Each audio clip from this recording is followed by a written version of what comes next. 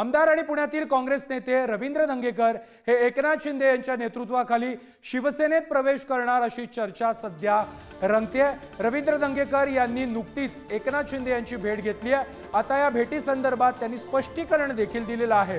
काल मी माझ्या वैयक्तिक कामासाठी एकनाथ शिंदे यांना भेटलोय।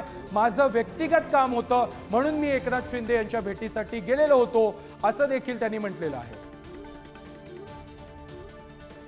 रवींद्र धंगेकर हे शिंदेंच्या शिवसेनेत प्रवेश करणार का अशा प्रकारच्या चर्चा सध्या रंगू लागलेल्या आहेत। एकनाथ शिंदे यांची भेट घेतल्यानंतर या चर्चा राजकीय वर्तुळात सुरू झालेल्या आहेत। मात्र यावरती आता रवींद्र धंगेकर यांनी स्पष्टीकरण देखील दिलेलं आहे। एका व्यक्तिगत कामासाठी मी शिंदेंना भेटलो असं धंगेकर म्हणाले। माझ्या कामासाठी मी त्यांना भेटलो।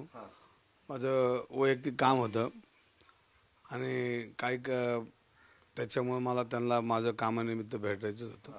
मी त्यांच्याशी भेटलो।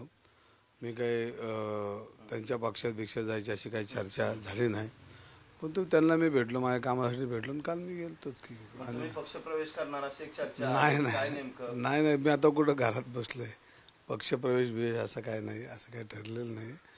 त्यांच्याशी मी माझ्या कामानिमित्त बोलल्यानंतर माझ्या कामाचं तेवढी करायचा प्रयत्न करतो मी, एवढाच विषय होता। बाकी काही तसा विषय माझा नव्हता, पण राज्याचे उपमुख्यमंत्री म्हणून त्यांना भेटायचं भेटलो। धंगेकर तुमच्याकडे येणार आहेत का? कारण चर्चा ऐकायला मिळते की शिवसेनेत प्रवेश करतात। अरे बापरे, अरे इतका मोठा नेता आमच्याकडे नको बाबा।